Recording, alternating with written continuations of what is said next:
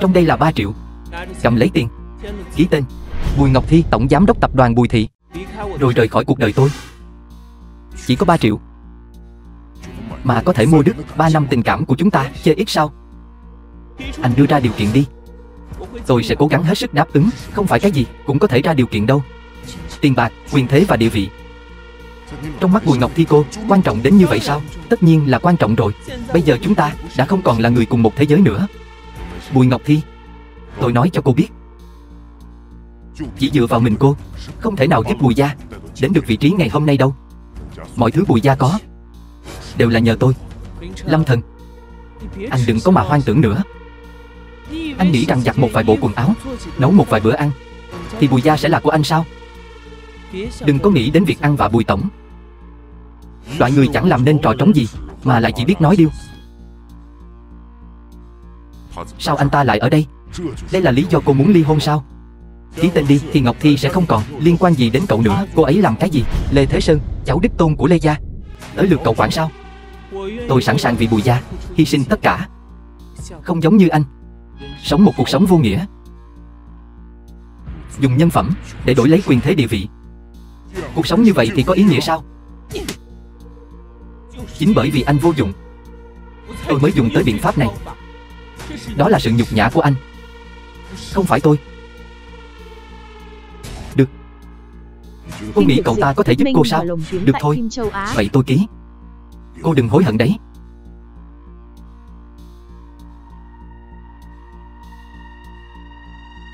Sức khỏe ông nội không tốt, khoan hãy nói với ông.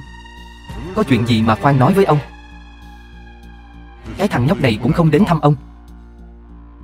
Hôm nay ông muốn cùng cháu, Bùi lão gia, người đứng đầu Bùi gia, chơi một ván đấy. Ông à, sức khỏe ông đã tốt hơn chưa? Thuốc cháu gửi đến rất là tốt. Chẳng phải bác sĩ vừa thả ông ra, ông liền đến đón cháu hay sao? Sao không vào trong thế? Lâm Thần, cháu muốn ly hôn sao? Ông nội, là cháu muốn. Cháu không biết tại sao ông lại nhìn trúng anh ta nữa. Bùi gia chúng ta bây giờ cực kỳ hưng thịnh, có người con rể vô dụng như vậy sẽ bị các gia tộc khác cười nhạo. Đúng đấy, ông nội, người xứng với Ngọc Thi nhất định phải là nhân tài giỏi hơn người thường, chứ không phải một tên vô dụng như cậu ấy. Ông không thể chỉ vì thích Lâm Thần mà lấy cháu gái của mình để người khác làm trò cười. Cháu im miệng cho ông. Ông nội, anh im miệng đi. Anh tránh ra, bây giờ vừa lòng anh chưa? Nếu ông nội mà xảy ra mệnh hệ gì, tôi không tha cho anh đâu. Cô để tôi xem cho ông nội đi. Cậu là cái thá gì chứ? Mau cút đi. Anh quậy đủ chưa? Tôi khuyên anh đừng có tham lam như vậy. Sớm nhận thức thực tế đi, tìm một người bình thường để sống cùng. Bùi gia không phải là nơi anh có thể với tới đâu. Cô phải nói cho tôi biết tình hình của ông nội đấy. Tâm hỏa bốc mạnh có thể dẫn đến tái phát bệnh cũ. Tình trạng lần này của ông khá nguy hiểm. Mình nhất định phải đến thăm ông mới được. Mẹ, sao mẹ không cho con tham gia buổi đấu thầu tối nay? Bùi Thiên Vũ, em trai Bùi Ngọc Thi. Con vội cái gì chứ? Điều quan trọng nhất bây giờ của con, mẹ Bùi, mẹ của Bùi Ngọc Thi, chính là giữ hình ảnh của một đứa cháu trai hiếu thảo, sau này mới có thể danh chính ngôn thuận tiếp quản công ty được chứ. Vẫn là mẹ chu đáo. Mẹ con các người thật biết tính toán. Bùi Ngọc Thi cô ấy chưa chắc đã thông minh như các người. Lâm Thần, chân trước vừa ly hôn với con gái tôi, thủ tục còn chưa làm xong, chân sau đã có con hồ ly tinh khác rồi. Thật không biết xấu hổ. Anh còn dám đến đây? Anh xem anh làm ông nội giận đến mức vậy rồi, lại còn dám dẫn nhân tình đến. Bây giờ tôi sẽ gọi điện cho chị tôi, xem chị ấy xử lý anh như thế nào, để người khác gây khó dễ. Đây không giống tác phong của Lâm thiếu gia. Chó cắn người, người không thể cắn lại chứ. Cậu đúng là không biết xấu hổ. Tôi chỉ nói sự thật thôi. Vừa mới ly hôn đã dẫn người khác đến, chắc là đã gian díu từ lâu rồi. Tôi tự hỏi mình, 3 năm qua chưa bao giờ làm bất cứ điều gì có lỗi với Ngọc Thi cả. Buồn cười. Nếu thật sự là không có làm chuyện gì có lỗi với con bé, Ngọc Thi sẽ ly hôn với cậu sao? Đúng vậy. Anh ăn của chị tôi, dùng của chị tôi, bây giờ ly hôn còn lấy 3 triệu của chị tôi ra ngoài làm bậy. Đưa tiền của chị tôi trả lại đây. Tôi biết chị tôi đã cho anh 3 triệu. Tiền của nhà chúng tôi, cậu không xứng để nhận. Tôi nói cho cậu biết, cậu nhất định phải ra đi tay trắng.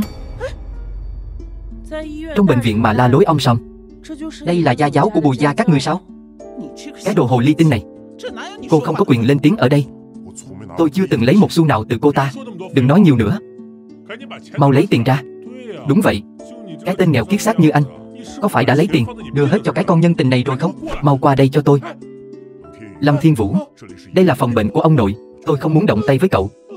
Đừng có ở trong phòng bệnh của ông nội, làm phiền ông ấy nghỉ ngơi. Cậu dám đánh con trai của tôi sao? Cô còn dám đánh tôi? Chuyện tôi dám làm nhiều lắm. Bà muốn biết không?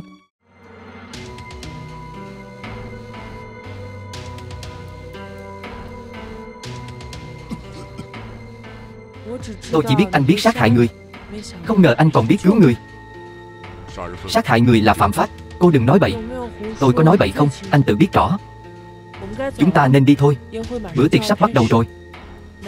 Lẽ nào anh không muốn cho vợ cũ của anh một bài học sao? Bạc tình bạc nghĩa. Nếu thế gian ai cũng như vậy, tôi bảo vệ bọn họ để làm gì chứ? Bùi tổng, tối nay ở đây đều là người nổi tiếng hàng đầu Long Thành.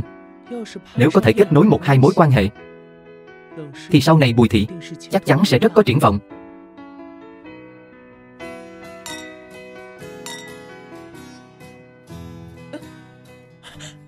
Anh làm gì vậy?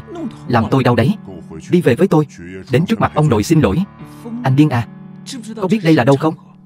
Tôi chỉ biết là bây giờ cô không nên ở đây. Lẽ ra là phải ở bên cạnh ông nội. Anh là cái thá gì chứ? Đây là nơi anh có thể vào được sao? Lâm thần, chúng ta đã ly hôn rồi. Anh còn dùng thân phận con rể của Bùi gia để lẻn vào buổi tiệc. Anh có biết xấu hổ không vậy? Các người có hơi đánh giá cao bản thân mình quá rồi đó. Đây cũng đâu phải là Điện Kim Loan. Các người có thể vào, tôi cũng có thể vào. Hay là các người nghĩ bản thân trở thành các bậc đế vương? Anh. Điện thoại của mẹ cô. Ngọc Thi, mẹ nói con nghe này. Đều là cái tên Lâm thần vô ơn đó. Cậu ta ở bên ngoài lăng nhăng, còn đưa người về phòng bệnh của ông nội. Em trai con không chịu được, chỉ nói cậu ta vài câu, cậu ta liền động tay đánh người. Cái gì? Làm hai mẹ con bị đánh đến mức vào bệnh viện. Lâm thần, sao anh lại đánh mẹ và em trai tôi đến mức vào bệnh viện?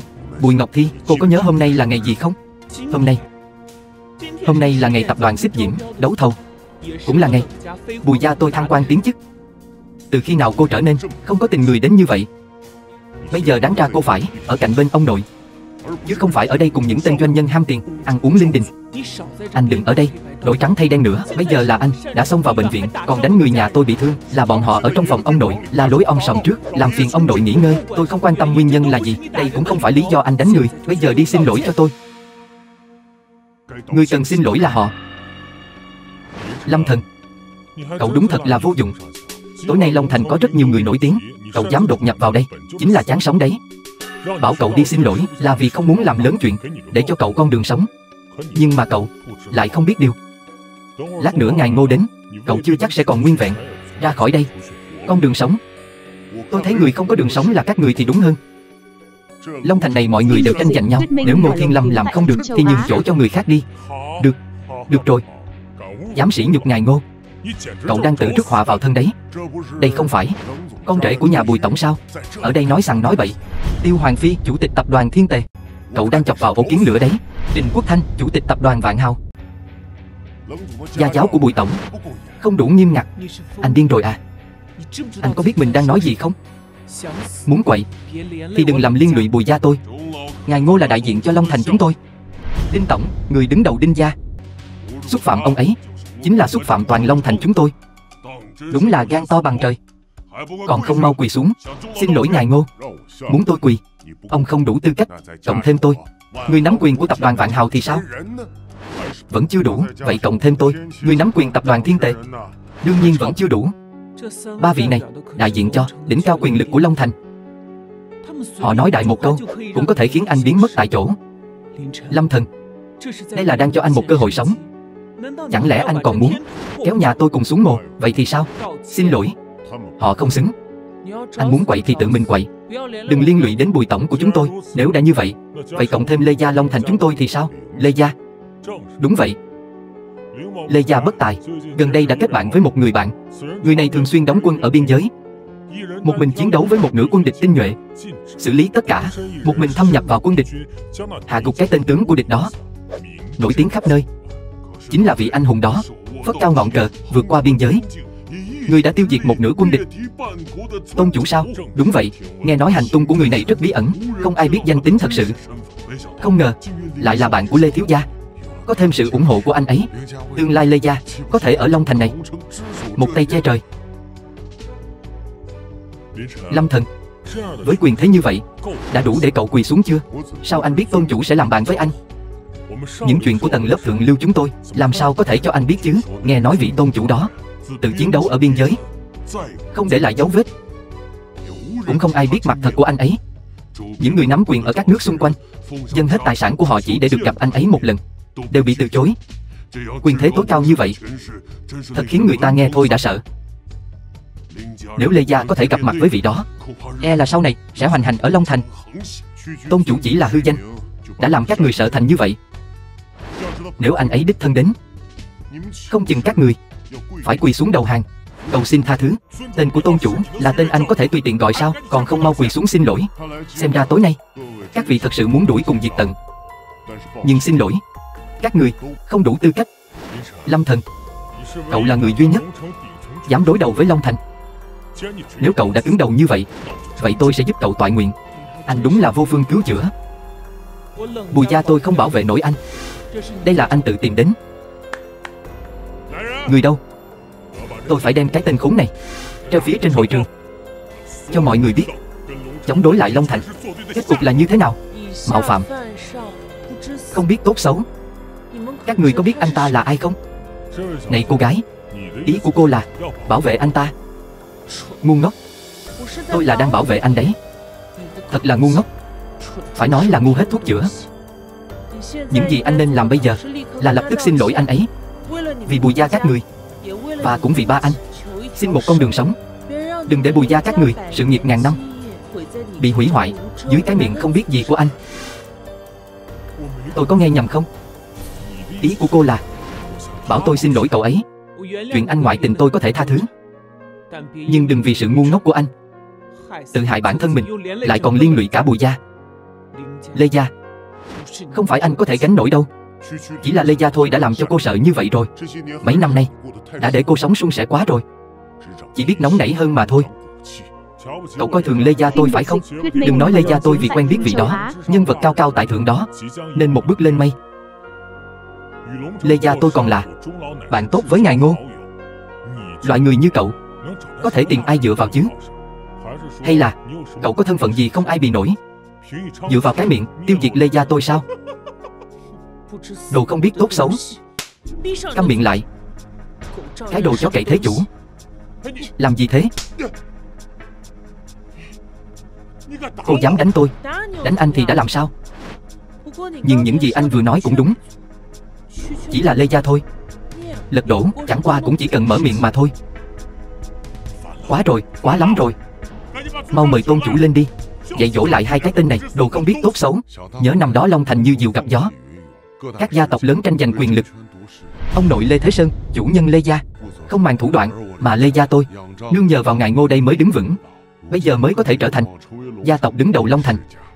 Thật là tổ tiên tích đức, chuyện tốt làm rạng rỡ tổ tông.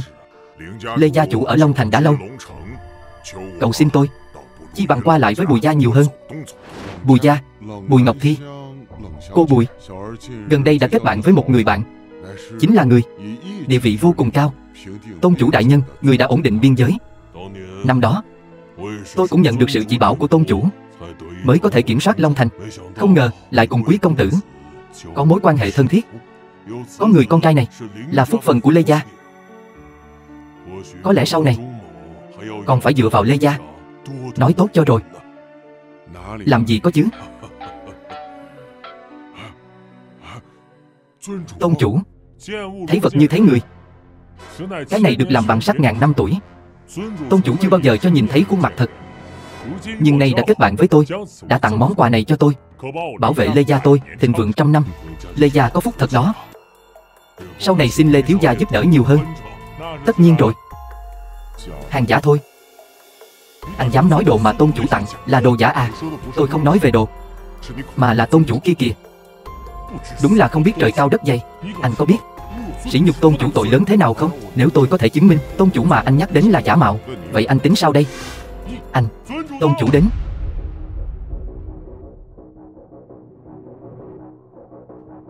Là ai dám ở đây gây náo loạn? Bái kiến tôn chủ. Xin bái kiến tôn chủ. Cậu là ai vậy? Sao thấy bổn tôn chủ mà không quỳ? Tôi chỉ quỳ trước trời đất và cha mẹ. Những người còn lại không xứng, đúng là to gan. Còn không mau quỳ xuống nhận lỗi. Bất kính với tôi thì chính là có ý chống đối tôi. Kéo tên không biết tốt xấu này xuống cho tôi. Tôn chủ, tuyệt đối không được. Chỉ cần anh ra lệnh, cả Long Thành này sẽ bị đảo lộn. Tôi ẩn danh tại nơi này, thế mà lại bị một kẻ tầm thường sỉ nhục. Còn đứng ngay ra đó làm gì? Vâng, tôi cho anh thêm một cơ hội. Mau quỳ xuống xin tha đi. Tôi nói rồi, các người không đủ tư cách. Được lắm, để tôi xem ngài Ngô đến rồi. Anh còn có thể ngang ngược nữa không? Gì chứ? Ngài Ngô sao? Ngô Thiên Lâm. Đúng vậy. Ngài Ngô tuân theo lệnh của tôn chủ, gửi đơn hàng trị giá 300 tỷ cho Bùi gia. Chắc cũng sắp đến rồi. Bùi tổng, buổi đấu thầu sắp diễn ra rồi.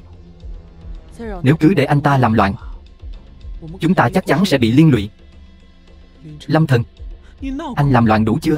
Cứ phải để mọi thứ đến mức không thể cứu vãn được mới chịu được đúng không? Cái gì gọi là không thể cứu vãn? Đơn hàng 300 tỷ sao? Anh biết rõ đơn hàng này quan trọng với tôi như thế nào. Tôi vất vả vô cùng. Bùi gia mới có được địa vị như hôm nay. Không thể để anh phá hủy mọi thứ trong thời điểm quan trọng này. Trong mắt cô chỉ có quyền lực và địa vị, còn tôi chả là gì cả, phải không? Phải. Tôi sống sờ sờ đứng trước mặt cô, nhưng cô lại vờ như không thấy. Cô thậm chí không biết chính vì sự kiêu ngạo và thờ ơ của cô sẽ khiến cô mất những gì. Tôi muốn xem ai dám lấy mạng của tôi. Cút xuống cho tôi. Tên tranh láo xược kia, anh còn không mau xuống đây. Đây là chỗ của tôn chủ. Thằng nhóc, vị trí đó là chỗ ngồi danh dự nhất của cả phòng tiệc này. Không phải ngài Ngô, không phải người có tiền có quyền, hay người đứng trên vạn người thì không thể ngồi. Sao ông lại dám chắc tôi không phải là người có tiền có quyền? Ăn nói bậy bạ. Một đứa con rể bị Bùi gia đuổi cổ, lại ảo tưởng mình là người có tiền có quyền. Đúng là trò hề mà. Đúng đó. Cậu tưởng cậu là cái thá gì chứ? Tưởng mình là nhất trên đời sao? Thân phận của anh ấy các người không xứng được biết đâu. Người ta nói ở đây rất sang trọng. Với tôi mà nói, toàn bộ những người ở đây cũng chỉ là lũ chuột cống mà thôi, vô pháp vô thiên. Người đâu? Lâm thần, tôi thật sự phục anh sát đất. Chắc ở nhà tập diễn tuồng nhiều lắm hả? Vẫn có thể bắt chước được 1/10.000. Phong cách của giới thượng lưu, diễn xuất tốt lắm.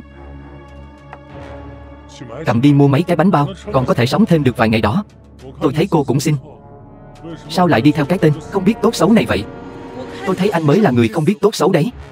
Hiện tại ở Long Thành này, còn ai có thể so với anh ấy chứ? Anh ta là thứ ăn hại, bị Bùi gia đuổi cổ. Dù là địa vị hay khả năng tài chính, kể cả tôn nghiêm anh ta đều không có. Tôi nói anh ta là con thú, đã là khen anh ta lắm rồi. Tên này không có gì trong tay, cũng chẳng làm gì ra hồn. Sau khi bị Bùi gia tống cổ, đã phát bệnh rồi. Chính là bệnh thần kinh đấy. Bây giờ không còn chốn dung thân, nên mới ở đây phô trương thân thế, giả thần giả quỷ. Chẳng qua chỉ muốn mượn danh nghĩa của Bùi gia. Cũng may Ngọc Thi đã nhìn thấu bộ mặt thật của anh ta từ lâu, sớm đuổi anh ta đi. Đúng là chẳng được tích sự gì. Hơn nữa, anh ta không chỉ không làm được gì, mà còn không xem Bùi gia ra gì. Từ lâu đã sớm thông đồng với người phụ nữ này, thậm chí còn đánh bị thương mẹ và em trai của Ngọc Thi.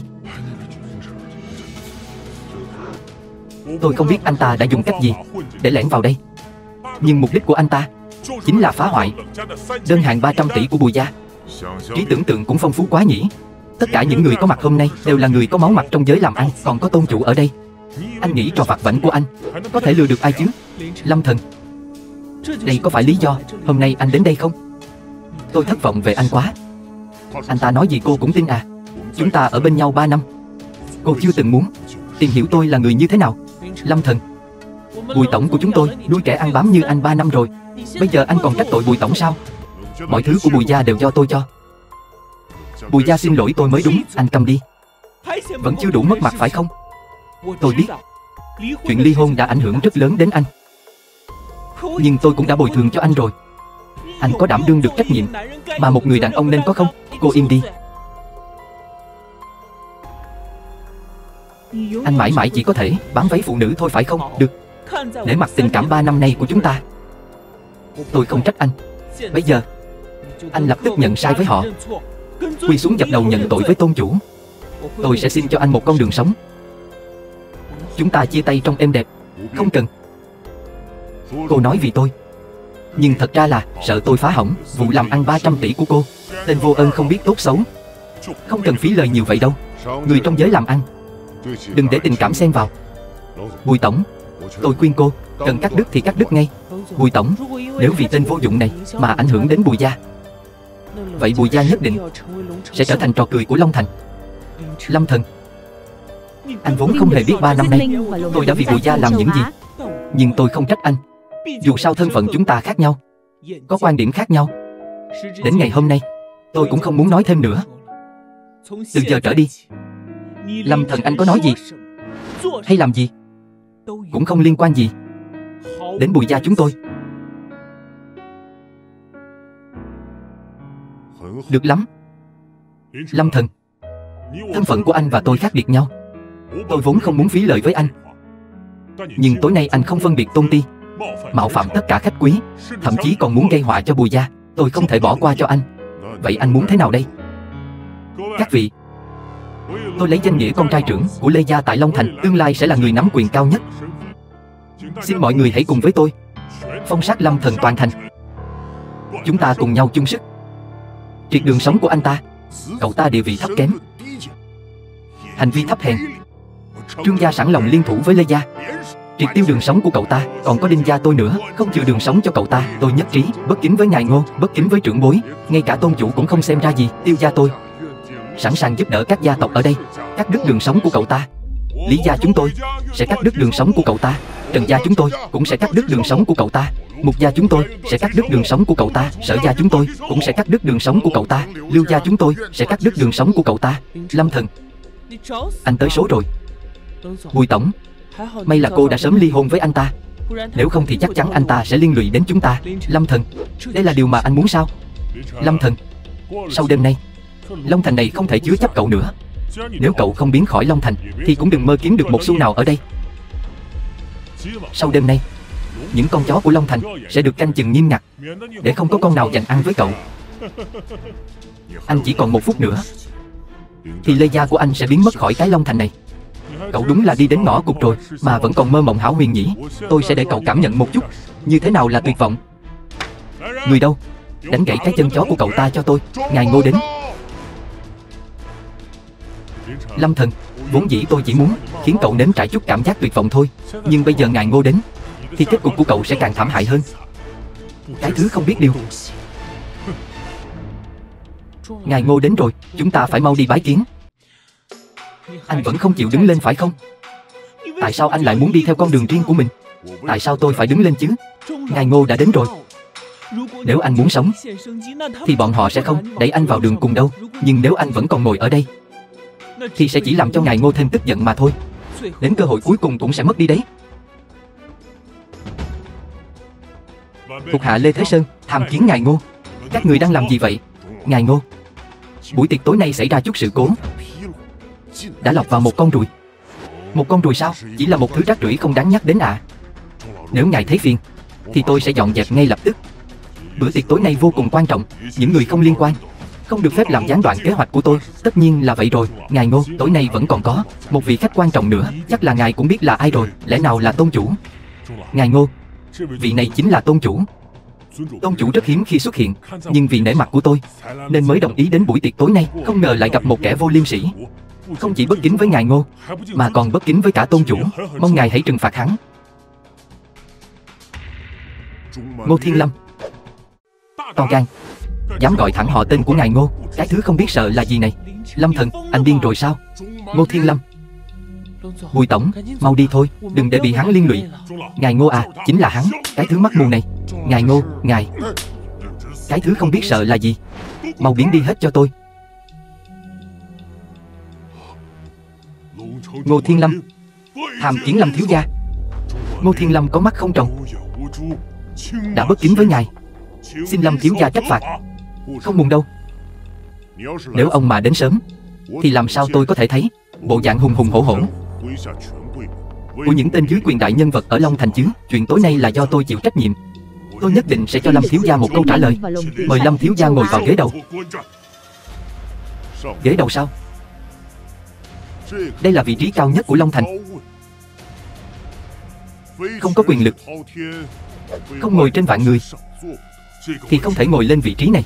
Những người ở đây đều không thể ngồi. Tôi cũng vậy. Chỉ có Lâm thiếu gia mới có quyền được ngồi. Vậy thì tôi cung kính không bằng tuân lệnh. Những người tối nay đã bắt nạt Lâm thiếu gia, tôi sẽ tính sổ với từng người một. Ngài Ngô, có phải ông đã nhầm rồi không? Cậu ta im miệng. Cặn bã. Ông nội, tao không có đứa cháu nào như mày. Rốt cuộc cháu đã làm gì sai? Mày còn dám nói sao? Tối nay mày đã nói những gì? Trong lòng mày còn không rõ sao? Cháu chả làm gì cả. Lẽ nào cậu ta thật sự là tao làm lụng vất vả bao năm nay, chỉ đợi đến tối nay nữa thôi, nhưng bây giờ thì tất cả đã bị mày phá hỏng hết rồi.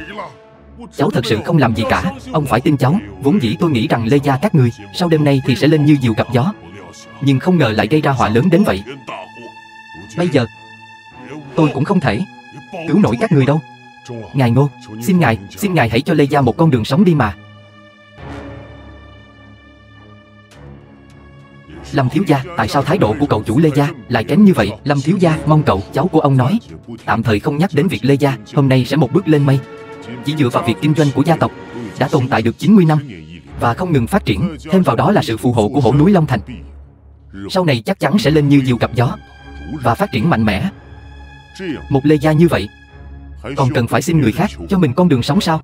Thằng nghịch tử này không ngờ lại làm ra chuyện đại nghịch bất đạo như vậy. Hôm nay sẽ mặc cho Lâm thiếu gia xử lý. Ông nội, ông không thể làm vậy với cháu. Im miệng, các thằng nghịch tử này.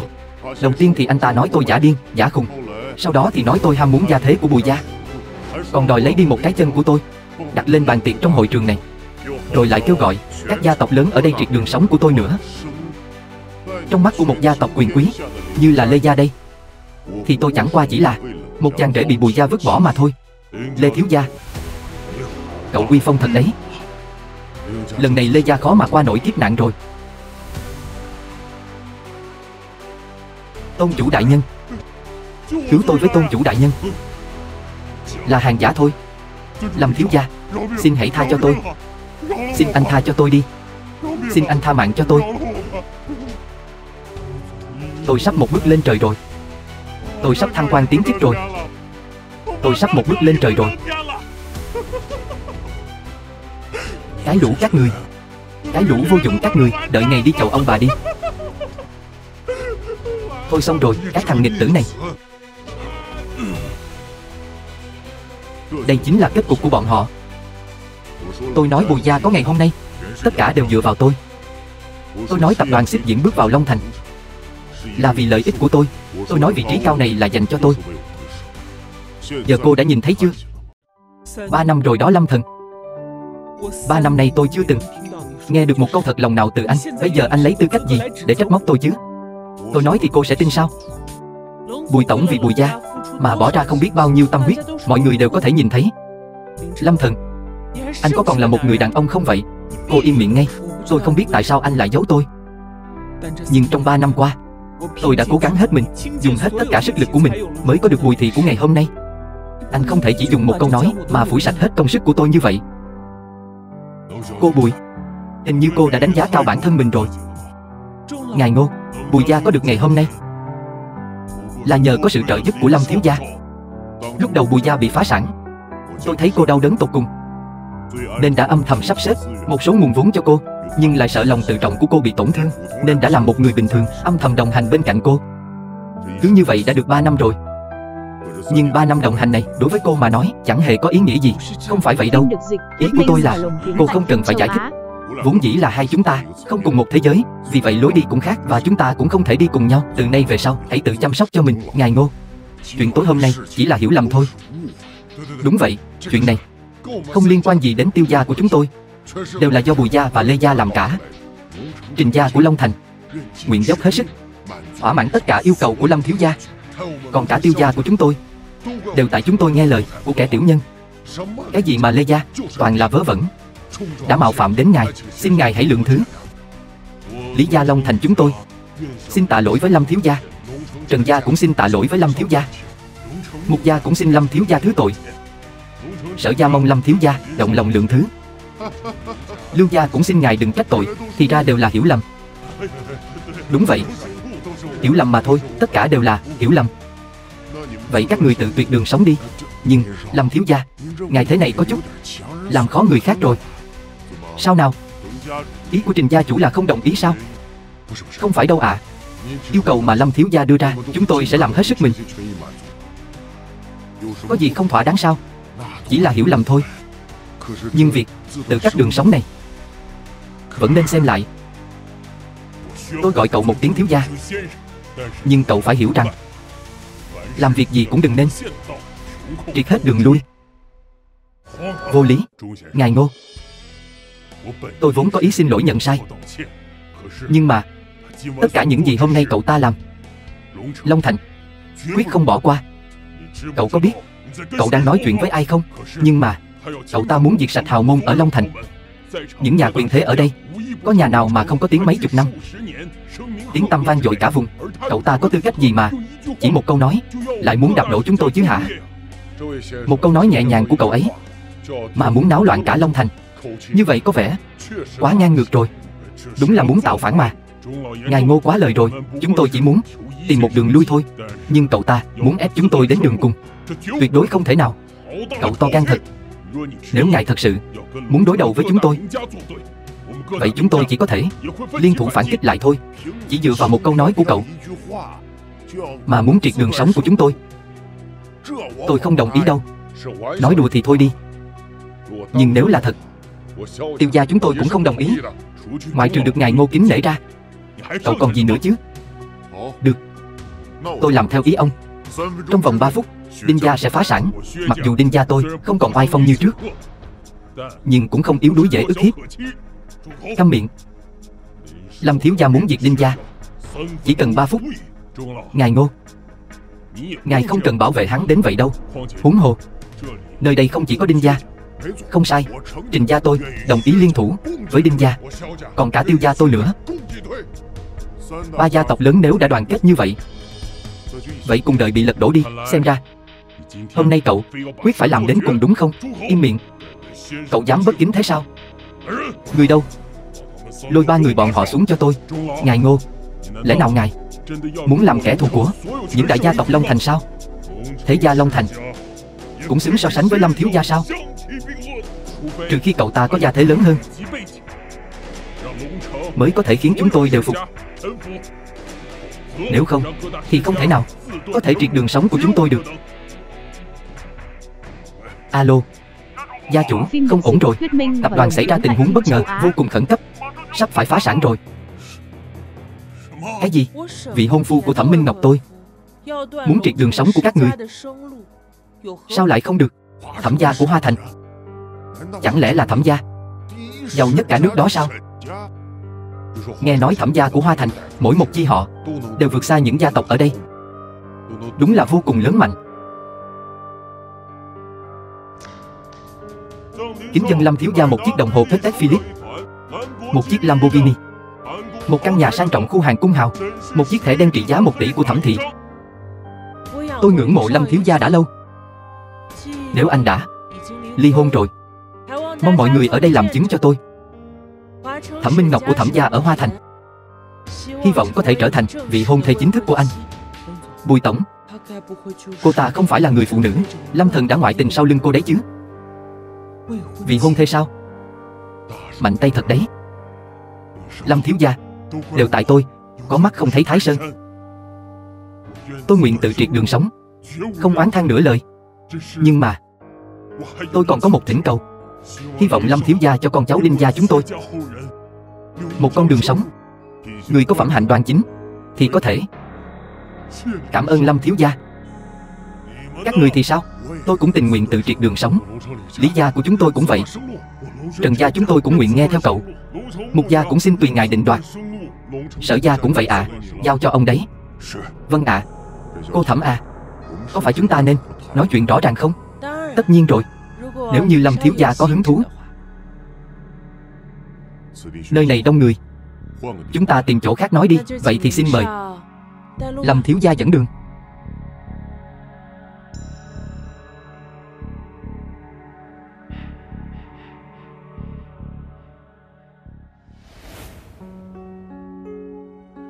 Lâm thần. Bùi tổng, tìm tôi có việc sao? Cô ta chính là chỗ dựa lớn nhất của anh tối nay đúng không? Liên quan gì đến cô chứ? Lâm thần, anh đã phản bội Bùi tổng, còn lợi dụng người phụ nữ khác lên mặt với Bùi tổng. Các người đúng là không biết xấu hổ. Cô dám đánh tôi sao? Ở đây có chỗ cho cô lên tiếng sao? Không đánh cô thì đánh ai? Kiểm soát tốt tay và miệng của cô đi. Lâm thần, có một khoảnh khắc tôi còn tưởng rằng anh có bản lĩnh rồi, có thể dựa vào năng lực của mình khiến ngài Ngô kính trọng anh, khiến các gia tộc ở Long Thành phải cúi đầu. Khoảnh khắc đó tôi còn có chút vui mừng. Ít nhất người đàn ông mà Bùi Ngọc Thi tôi từng nhìn trúng không phải là một kẻ vô dụng. Nhưng bây giờ anh khiến tôi thấy khinh thường. Tôi từ trước đến nay chưa từng thất vọng như thế này. Không phải vừa rồi cô còn nói từ đầu đến cuối cô đều không coi trọng Lâm thiếu gia sao nào? Bây giờ thấy Lâm thiếu gia uy phong rồi, làm cứ như thể Lâm thiếu gia bắt nạt cô vậy. Cô Bùi à, cô cũng nói đạo lý ghê nhỉ. Cô có chuyện gì thì cứ nói. Hôm nay anh oai phong như vậy, làm các nhà quyền thế ở Long Thành đều khuất phục. Toàn bộ Long Thành e là chẳng còn ai làm được như vậy. Nhưng vậy thì đã sao? Anh tự dựa vào năng lực của mình sao? Chẳng qua cũng chỉ là bám váy phụ nữ mà thôi. Bất kể tối nay anh oai phong thế nào, cuối cùng anh vẫn là anh, không có gì thay đổi. Bởi vì từ trước tới giờ anh chưa từng giống một người đàn ông thực thụ, tự mình nỗ lực đứng trên đôi chân của mình. Nếu cô chỉ muốn nói những lời này thì thôi đi. Đi thôi. Anh Lâm thần, giới thiệu một chút đi. Vợ cũ của tôi. Thì ra là vậy. Vậy tôi còn phải thật lòng cảm ơn vị Bùi tiểu thư đây. Người trần mắt thịt, không biết phân biệt thật giả, mới có thể để cho một người ưu tú như anh Lâm thần đây lại cho tôi. Ý cô là sao? Ý tôi chính là những kẻ dựa vào già mồm ác lẽ phải, chỉ là kẻ đáng thương đang cố gắng tự lừa dối mình, không xứng đáng với một người tốt như anh Lâm. Lâm thần anh ta chẳng qua chỉ là một tên rác rưởi mà Bùi tổng của chúng tôi đã vứt bỏ. Cô còn xem anh ta là bảo bối sao? Thật buồn cười. Thân phận của anh ấy mấy người còn lâu mới đoán được. Nhưng mà nể tình mấy người không biết một chút gì cả, tôi cũng không ngại tiết lộ một chút cho mấy người biết. Không cần đâu. Cái loại đàn ông vô dụng chỉ biết núp váy đàn bà này tôi không có hứng thú tìm hiểu. Vậy thì thật đáng tiếc rồi. Hy vọng sau này cô đừng hối hận nhé. Có thể có rất nhiều chuyện khiến tôi hối hận, nhưng tuyệt đối không phải là anh ta. Ly hôn với anh ta là điều đúng đắn nhất tôi từng làm. Cô Thẩm à, cô là đại tiểu thư cao quý của Thẩm gia ở Hoa Thành. Tôi khuyên cô vẫn là nên tránh xa anh ta ra. Anh ta sẽ chỉ làm cô thất vọng thôi. Nếu như cô biết tôi là thiên kim của Thẩm gia ở Hoa Thành, vậy thì tôi hỏi cô có tư cách gì dùng cái giọng điệu đó để ra lệnh cho tôi chứ? Hơn nữa mắt nhìn của Thẩm gia chúng tôi không nông cạn như cô nghĩ đâu. Hôm nay tôi chỉ muốn cô biết rõ, với địa vị xã hội của cô còn chưa đủ tư cách để chỉ trích phê bình vị hôn phu của tôi đâu. Tiền trách thì vẫn còn giá trị, nhưng cách trách thì chỉ là đồ bỏ đi, ngu dốt đến mức không thể tin được. Anh Lâm thần à, chúng ta đi thôi. Cô nói, có phải tôi đã làm sai rồi không? Bùi tổng à, cô đã quá hòa nhã rồi. Cô xem con nhỏ này nói chuyện thế nào, vừa quái gở vừa vênh váo hung hăng. Bọn họ nói cũng không sai. Bây giờ chúng ta quả thật không thể so được với vị thế của Thẩm gia ở Hoa Thành được. Nhưng mà tôi tin, dựa vào năng lực của tôi, có thể từng bước dẫn dắt Bùi gia sánh bằng với vị thế Thẩm gia ở Hoa Thành. Bùi tổng à, tôi tin cô nhất định có năng lực này.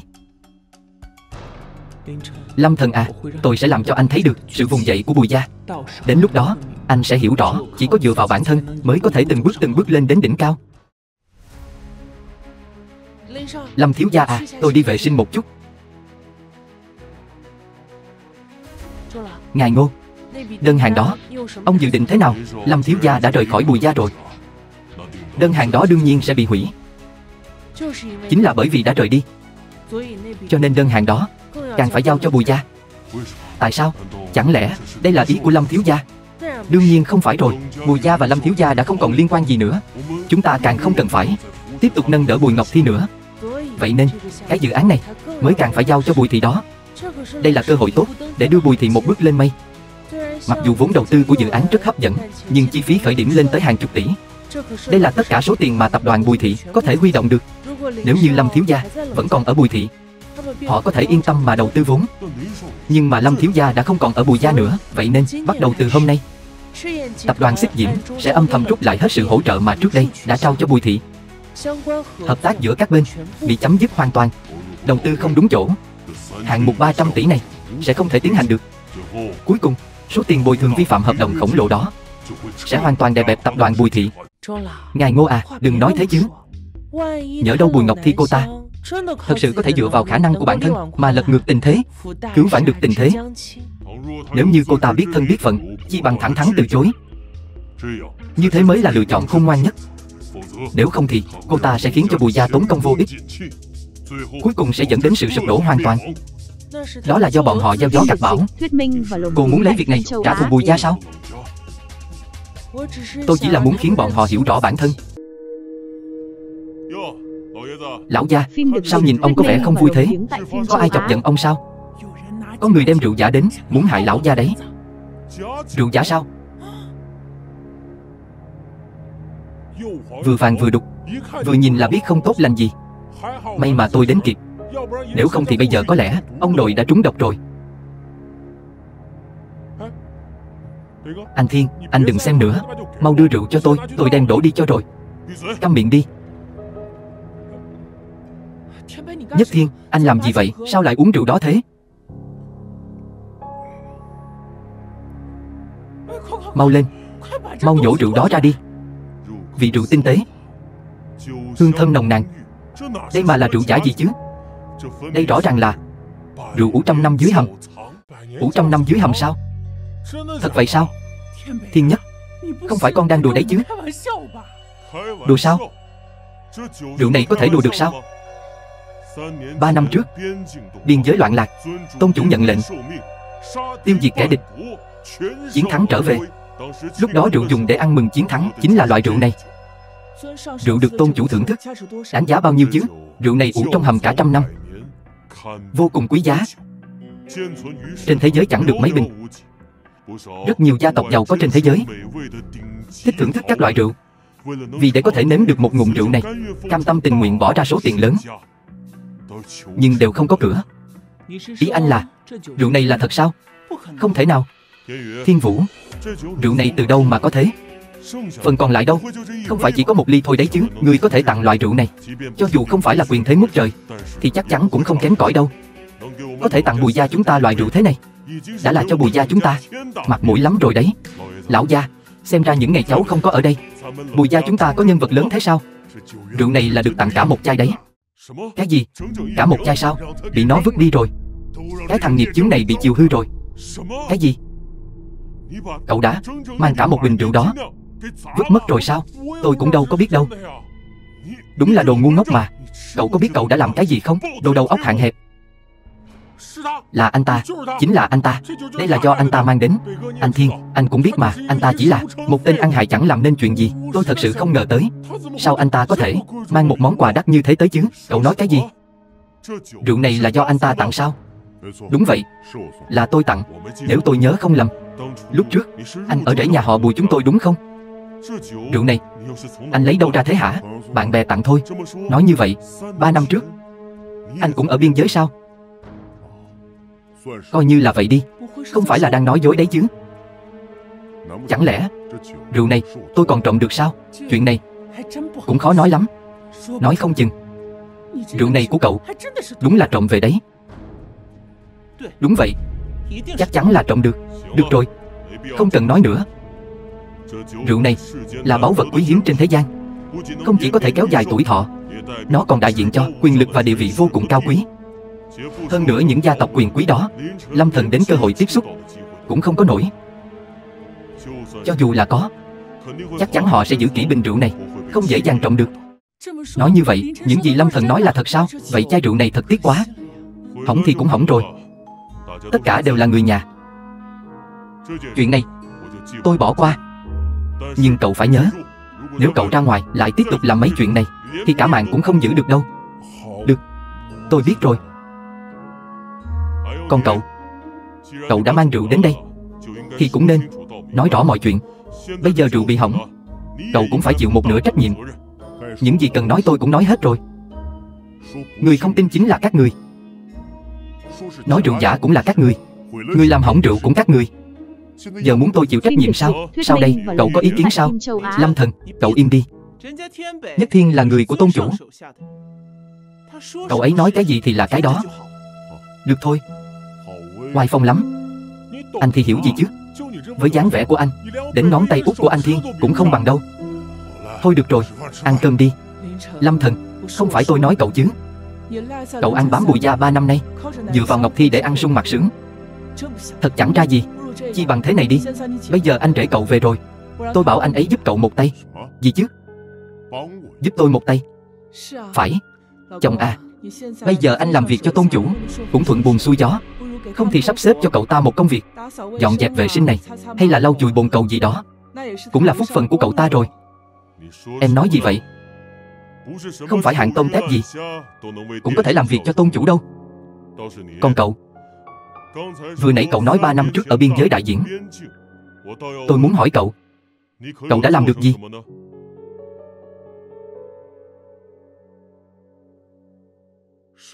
Dưới ngọn cờ đạo, băng qua biên giới 3.000 dặm, nam nhi khí khái, quyết chiến đến cùng, giữ gìn Giang Sơn, không hề nào núng, mở mang bờ cõi, nắm trọn Giang Sơn. Cậu là tôn chủ. Tôn chủ sao? Anh có nhầm gì không anh rể? Anh ta sao có thể là tôn chủ chứ? Thành thật xin lỗi, vừa rồi tôi có chút kích động. Cậu có biết cậu vừa nói gì không? Anh hỏi gì thì tôi trả lời nấy thôi. 3 năm trước, biên giới xảy ra biến động. Tôn chủ tự lực tự cường, dẹp yên bọn cướp, mở rộng bờ cõi, lệnh bài xuất trận, trời đất trung chuyển, quét sạch 8 phương. Ai cho cậu lá gan dám tự nhận công lao của tôn chủ vậy? Tôi nói đều là thật. Thôi được rồi, đừng nói nữa. Có cần cãi nhau tới mức vậy không? Xin lỗi, hôm nay tôi đến muộn. Lần này tôi cũng nên trả tiền. Đây là nhà hàng thất tinh cao cấp nhất ở Long Thành này. Nhất Thiên, cậu tốn kém nhiều rồi. Bác gái không cần lo. Đàn ông thì phải có sĩ diện của đàn ông. Chỉ là một bữa cơm thôi, sao lại để người nhà trả tiền chứ? Phục vụ. Thưa anh cần gì ạ? Thanh toán đi. Có điều tôi không trả cho cậu ta. Tính riêng phần của cậu ta đi, cậu ta sẽ tự trả. Mạo phạm tôn chủ có thể mất mạng, nhưng nể tình chúng ta là người một nhà, tôi có thể không truy cứu, nhưng vẫn phải cho cậu ta một bài học nhớ đời, để cậu ta nhớ cho kỹ. Vậy cũng không cần phải làm thế chứ. Chi phí bữa cơm lần này của nhà chúng ta gần như cao nhất ở Long Thành, huống hồ chia đều ra thì số tiền cũng không phải nhỏ. Lâm Thần, anh ấy không có việc làm, lấy gì mà trả chứ? Vậy thì cứ ngoan ngoãn ở đây rửa chén, tĩnh tâm một chút đi. Dù sao cũng tốt hơn là cả ngày mơ mộng hão huyền. Nhất Thiên, ông à, cháu biết ông muốn bảo vệ cậu ta, nhưng chuyện này liên quan đến tôn chủ. Nuông chiều cậu ta chỉ mang đến tai họa cho Bùi gia chúng ta thôi. Theo tôi thì cậu xin lỗi anh rể đi. Cầu xin anh ấy rộng lòng tha thứ, coi như xong chuyện. Tôi mà xin lỗi thì anh ta nhận không nổi đâu. Thật không hiểu nổi anh. Được rồi, còn đứng đó làm gì? Mau thanh toán cho cậu ta đi. Thưa anh, xin anh vui lòng thanh toán. Lâm Thần, sao anh cứ luôn như vậy thế? Chỉ là xin lỗi thôi mà, có cần phải tự chuốc lấy nhục nhã không? Tôi nói rồi, nếu tôi xin lỗi, anh ta không nhận nổi đâu. Thanh toán phải không? Quẹt thẻ. Tôi rất muốn xem anh lấy gì để trả. Tôi cứ tưởng anh có bản lĩnh gì lắm. Mặt trước mặt sau chẳng có chữ tiếng Trung nào cả. Bên trên còn có hình búp bê nữa. Ngay cả thẻ ngân hàng cũng là đồ giả. Quẹt cái đầu anh à. Thưa anh, xin anh vui lòng đưa thẻ ngân hàng hoặc thẻ VIP. Thẻ đồ chơi ở chỗ chúng tôi không thể thanh toán được. Thẻ này cô cứ quẹt là được. Xin lỗi anh, máy quẹt thẻ của chúng tôi chỉ có thể nhận dạng thẻ VIP và thẻ ngân hàng thôi. Cậu đúng là độc nhất vô nhị đó. So với cái loại không biết ngại là gì như cậu, đúng là tôi không thể sánh bằng. Đúng là xấu hổ không ai bằng. Đây là thẻ VIP đấy. Loại thẻ này không giống với thẻ của chỗ chúng tôi. Đó mới là thẻ VIP. Cho cậu ta mở mang tầm mắt đi. Anh mở to mắt ra mà xem này. Đây mới là thẻ dành cho khách quý mà Vân Lan Đình phát hành. Còn thẻ của anh là thẻ đồ chơi. Đừng có ở đây ăn vạ được không? Cậu sai rồi. Cái thẻ này không đủ trình để so với thẻ của tôi. Ý cậu nói thẻ VIP mà cậu có là thẻ VIP cao cấp, độc quyền đấy à? Nói đúng rồi đó. Lâm Thần, anh có biết bản thân mình đang nói gì không vậy? Có phải chưa đủ mất mặt không? Thôi đừng nói nữa. Biết đâu cậu ta nói thật thì sao? Phục vụ. Tôi muốn hỏi, ở chỗ các người thật sự có loại thẻ VIP cao cấp độc quyền không? Thưa anh, chỗ chúng tôi thật sự không có loại thẻ VIP đó. Nói vậy tức là thẻ VIP mà cậu ta có chả là cái thá gì hết. Ai nói thẻ hội viên này nhất thiết phải của Vân Lan Đình? Vậy ý của anh là dùng thẻ ở nơi khác đến Vân Lan Đình thanh toán hả? Anh đỉnh thật đó nha. Vậy để tôi quẹt thẻ cho anh. Đưa đây, để tôi quẹt cho anh thấy.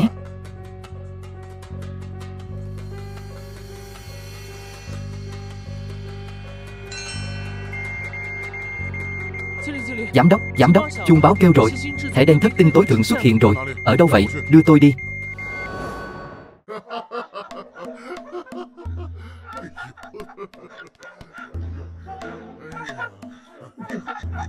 Thứ đồ chơi vớ vẩn này vốn không thể quẹt được. Chắc là không đủ quyền hạn. Đổi máy quẹt thẻ khác đi. Không đủ quyền hạn. Dù có đổi bao nhiêu máy thì kết quả cũng vậy thôi. Giờ anh vẫn chưa hiểu rõ sao Lâm Thần. Dù anh có làm gì thì kết quả cũng chẳng thay đổi đâu. Giống như Bùi Gia chúng tôi bây giờ đã có được dự án đó trong tay. Cô không nên giành lấy dự án này. Với năng lực hiện tại của Bùi Gia, nuốt không nổi đâu. Nuốt không nổi sao?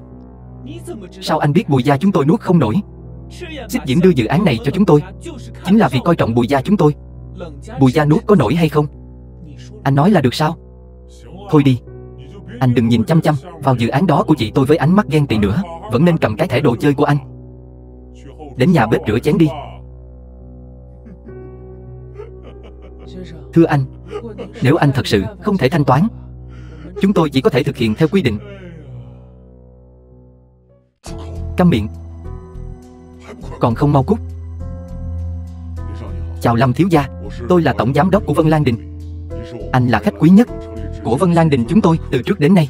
Mời anh theo tôi lên tầng trên cùng đến phòng tiệc riêng. Chúng tôi sẽ dành cho anh sự tiếp đãi long trọng nhất. Cái gì? Chẳng lẽ cái thẻ này là thật sao? Cũng tốt. Nhưng tôi vẫn chưa thanh toán hóa đơn tối nay. Lâm thiếu gia, chi phí của anh ở Vân Lan Đình toàn bộ đều làm miễn phí. Chi phí dùng cho phòng riêng này anh được miễn phí hoàn toàn. Cũng không cần phải như vậy. Dù sao thì cũng có người muốn trả tiền.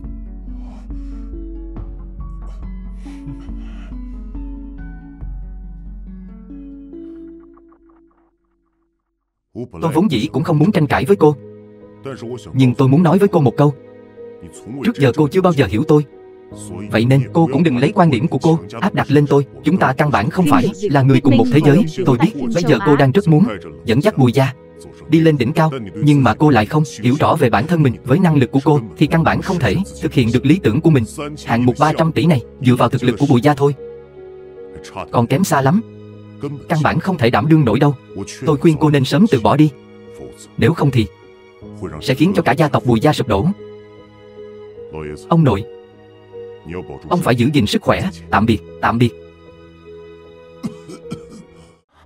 Ba, cậu phản rồi à? Cậu vậy mà dám nguyền rủa Bùi Gia chúng tôi. Lâm Thần, tôi không quan tâm anh dùng lời ngon ngọt gì để dụ dỗ ông nội của tôi. Ông nội đã để lại 80% tài sản cho anh hết. Tôi khuyên anh tốt nhất nên biết điều một chút, từ chối nhận. Đúng đó. Cậu chỉ là một thằng ở rễ. Dựa vào đâu lấy đồ của Bùi gia chúng tôi chứ? Ba à, ba cũng thiên vị quá rồi đó. Thiên Vũ của chúng con mới là cháu trai ruột của ba. Sao ba lại đem đồ tốt cho người ngoài hết cả chứ? Với bản lĩnh của Lâm Thần, 100.000 tệ cũng không lấy được, huống hồ lại còn được 80 triệu một cách dễ dàng, còn không mừng thầm trong lòng sao? Làm sao có thể dễ dàng giao ra như vậy chứ?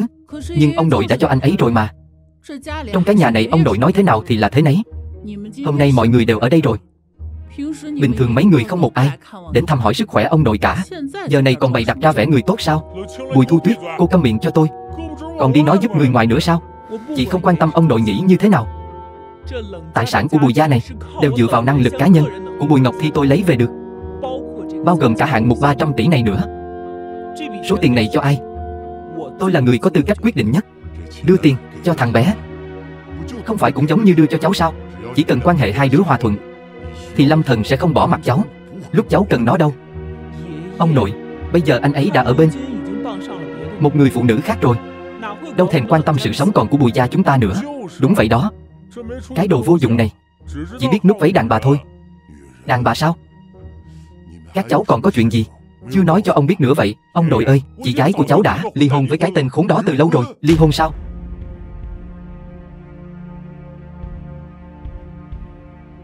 Ông ơi, ông nội.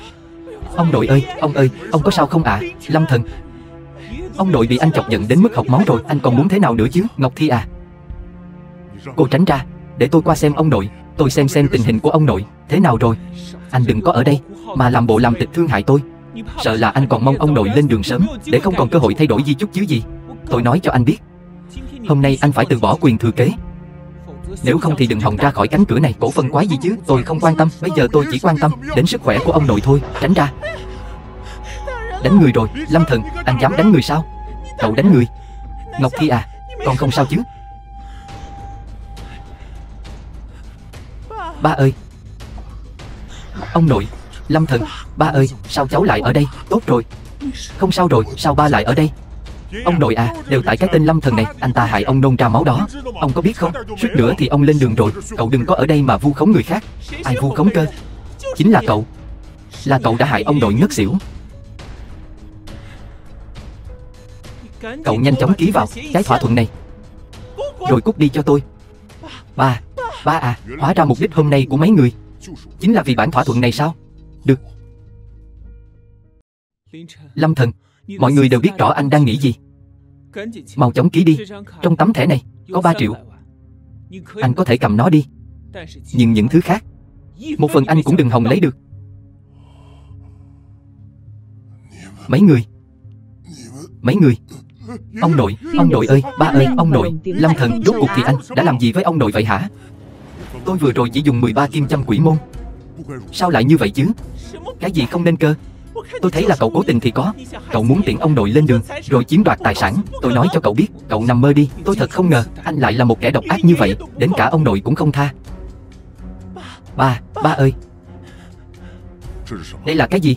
Còn có thể là gì nữa chứ? Đó không phải là cái anh vừa châm vào sao? Cái kim này không phải do tôi châm vào. Ở vị trí này cực kỳ nguy hiểm. Nó chỉ dồn hết tất cả sinh lực của con người lại, nhưng chỉ kéo dài được một lúc, sau đó vẫn sẽ mất mạng vì khí huyết cạn kiệt. Là ai đã làm? Sao cơ? Là bà sao? Sao anh dám nói với mẹ tôi như thế? Mẹ cũng là vì muốn tốt cho Bùi gia. Vì Bùi gia mà có thể không quan tâm đến sự sống còn của ông nội sao? Mấy người có còn là con người không? Mẹ cũng bị người ta lừa thôi. Điều quan trọng bây giờ là cứu ông nội. Hết cách rồi. Bây giờ chỉ có đại hoàng đơn mới có thể cứu ông nội. Mà đại hoàng đơn này trên đời này rất quý hiếm. Có lẽ chỉ có trong truyền thuyết thôi. Giờ thì tôi cũng bó tay rồi. Ai nói không có cách nào chứ? Minh Ngọc, đây là bữa cơm gia đình của Bùi gia, không hoan nghênh người ngoài. Ai nói tôi là người ngoài? Tôi là vị hôn thê của anh Lâm Thần đó. Hơn nữa, tôi là đến cứu ông Bùi. Mấy người cũng không hoan nghênh sao? Cô có cách sao? Nhiều năm trước, mẹ tôi bị bệnh nặng, Ba tôi đã dùng hết tất cả mọi cách mới tìm được viên đại hoàng đơn này. Đáng tiếc, không thể cứu được mẹ tôi. Bây giờ, ông Bùi có lẽ còn cứu được. Vậy còn không nhanh cứu người đi. Điều kiện của cô là gì? Tài sản của Bùi gia sao? Bùi đại tiểu thư quả nhiên là người kinh doanh. Mọi thứ đều bàn đến điều kiện. Vốn dĩ tài sản của Bùi gia trong mắt tôi chẳng là cái thá gì cả. Thứ tôi muốn là anh Lâm Thần. Đừng làm ầm ĩ nữa. Anh Lâm Thần à, tôi không có ầm ĩ mà. Tôi biết ông Bùi đối với anh ân cao như núi. Nếu anh không chê, tôi bằng lòng dùng viên đại hoàng đơn này làm sính lễ của tôi. Xin anh hãy làm chồng tôi nhé. Lâm Thần ơi là Lâm Thần, anh tài thật đó. Vừa mới bị đá, bây giờ lại muốn đến nhà người khác ở rể. Anh đúng là đồ rác rưởi. Không phải ai cũng có thể ở rể. Bùi thiếu gia, sợ người như anh có cho cũng không ai thèm. Cô, anh Lâm Thần, thời gian của anh không còn nhiều. Tôi đồng ý dùng đại hoàng đơn này làm của hồi môn của tôi, và cả Thẩm gia ở Hoa Thành nữa. Cô đúng là đứa con gái hoang đàn, đem cả nhà mình đi cho một tên vô dụng, chẳng được tích sự gì. Anh Lâm Thần, cứ để gia đình này cả đời phải sống trong sự nghi ngờ cũng không sao. Bọn họ sẽ không bao giờ biết được bọn họ đã bỏ lỡ điều gì. Không cần phí lời với bọn họ. Cứu người quan trọng hơn. Lần này tôi nợ cô. Không sao đâu. Chỉ cần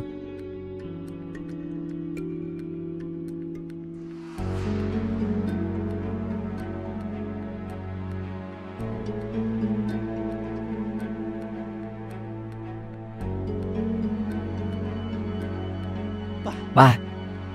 Ông nội, ông không sao rồi. Lâm Thần, ông đã biết hết mọi chuyện rồi. Là Bùi gia có lỗi với cháu. Ông nội, cháu phải đi rồi. Nếu như ông đồng ý, ông có thể đi với cháu. Có thể không giàu có, nhưng ít nhất sẽ thấy hạnh phúc. Lâm Thần, ông rất thích cháu. Nhưng dù sao ông cũng là người của Bùi gia. Là ông đã không dạy dỗ tốt con cháu của mình. Là lỗi của ông. Là lỗi của ông.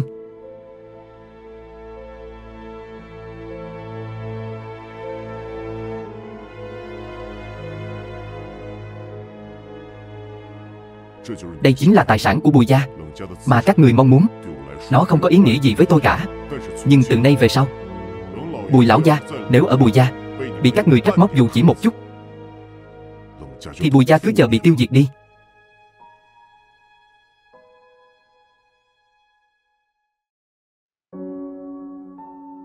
Ông nội à, cháu đi đây.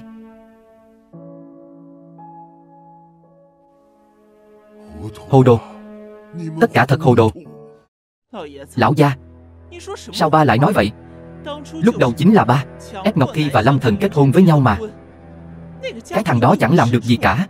3 năm nay ở Bùi gia, ăn đồ của chúng ta, uống đồ của chúng ta. Con thấy, cậu ta chính là gánh nặng của Bùi gia. Chính xác. Chị của cháu đã có được dự án 100 tỷ của tập đoàn Xích Diễm, sẽ sớm trở thành nhân tài kiệt xuất trong giới doanh nghiệp ở Long Thành. Lâm Thần anh ta có tư cách gì mà ở bên chị gái cháu chứ? Đúng vậy, Lâm Thần chính là một tên vô dụng chẳng ra gì cả. Dựa vào khả năng của Ngọc Thi, đương nhiên có thể tìm một người chồng tốt hơn. Việc thằng bé rời khỏi Bùi gia, đối với chúng ta mà nói, đó là một tổn thất lớn. Ông nội, ông nói gì vậy? Bùi gia vẫn còn có cháu mà. Các cháu thì biết gì? Lúc Bùi gia phá sản, là Lâm Thần đã giang tay giúp đỡ, nên mới đạt được vinh quang như hiện tại. Chỉ là ở rể thì giúp được cái gì chứ? Năm đó, Bùi gia chúng ta không tên không tuổi, cũng chỉ đủ ăn đủ mặc. Là Lâm Thần và tập đoàn Xích Diễm đã mở đường cho chúng ta. Tập đoàn lớn như vậy lại cho chúng ta 90% lợi nhuận. Bùi gia mới bắt đầu có được lợi nhuận đầu tiên. Nếu không có thằng bé thì Ngọc Thi à, cháu lấy đâu ra gia tài lớn như vậy để có thể quản lý chứ? Còn cả Thiên Vũ nữa, không biết cháu đang rửa bát ở nơi nào rồi. Còn mấy người nữa, ăn sung mặc sướng, nằm mơ đi. Lão gia, ba đang nói cái gì vậy? Lâm Thần đi rồi. Bùi gia chỉ sợ là sẽ sớm sụp đổ thôi. Ý của ông là năm đó Lâm Thần đã đầu tư vốn cho chúng ta sao? Đúng vậy. Nói cách khác, 3 năm trước Lâm Thần đã có mối quan hệ với tập đoàn Xích Diễn rồi sao? Nhưng Lâm Thần chỉ là con rể trong nhà, sao lại có thể có quan hệ với tập đoàn Xích Diễn từ lâu được chứ? Đúng đó. Nếu cậu ta thật sự có bản lĩnh lớn như vậy, làm sao có thể chịu ở Bùi gia chúng ta 3 năm liền? Các người không hiểu. Các người không hiểu đâu. Việc giữ Lâm Thần ở lại Bùi gia là chìa khóa để phát triển sự thịnh vượng. Bây giờ lại bị các người hủy hoại hết rồi. Ông nội cũng không thể nói như vậy. Bùi gia chúng ta bây giờ cũng không tệ mà, phải không? Đúng vậy. Cứ chờ Ngọc Thi hoàn thành xong dự án này, không phải Bùi gia vẫn sẽ nổi tiếng ở Long Thành sao? Không có Lâm Thần, chúng ta vẫn có thể lên như diều gặp gió. Phải đó ông nội. Ông cứ tin ở cháu. Với khả năng của cháu, không cần sự giúp đỡ của bất kỳ ai, nhất định có thể đưa Bùi gia đi đến vinh quang. Bùi tổng, không hay rồi. Bên tập đoàn đối tác tất cả đều từ chối hợp tác với chúng ta rồi. Cô nói cái gì? Tôi không biết nữa. Hiện nay 90% đối tác đều đã gửi thông báo chấm dứt hợp tác. Nguồn vốn của chúng ta đều đã cạn kiệt. Không thể nào. Ngọc Thi, cô ổn định công ty trước đi. Tôi sẽ đưa ra giải pháp sớm nhất có thể. Cô chờ tin tức của tôi. Nhất định phải nhanh lên đó. Bùi tổng, tôi biết rồi. Có chuyện gì vậy? Alo. Triệu tổng, chào anh. Tôi không có gì để nói với cô hết. Với năng lực cá nhân của cô Bùi, hiện tại không đạt đến tiêu chuẩn tối thiểu để hợp tác với tập đoàn chúng tôi. Trước đây, chúng tôi đã cho cô quá nhiều ưu đãi. Bây giờ chúng tôi quyết định lấy lại toàn bộ. Mong cô trả lại đơn hàng càng sớm càng tốt. Chị. Bạch tổng, chào anh. Tôi là Bùi Ngọc Thi. Không nhận bất kỳ cuộc gọi nào từ tập đoàn Bùi Thị. Rốt cuộc có chuyện gì? Sao lại có thể như vậy? Chỉ mới một đêm thôi mà. Làm sao có thể như vậy? Đức không xứng với địa vị, tất có tai ương. Tự cho là đúng. Bùi gia cuối cùng cũng không thoát được cảnh tiêu tan.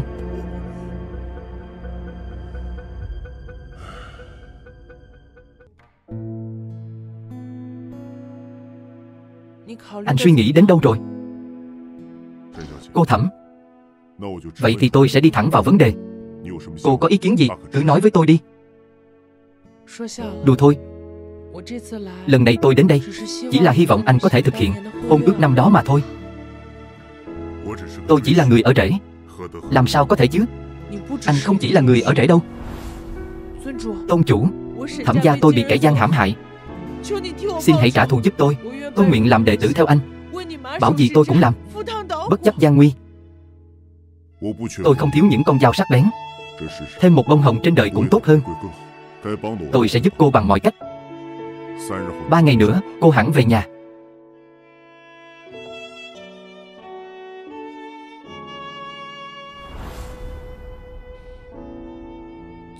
Tôn chủ, tôi là bông hồng tặng anh được không?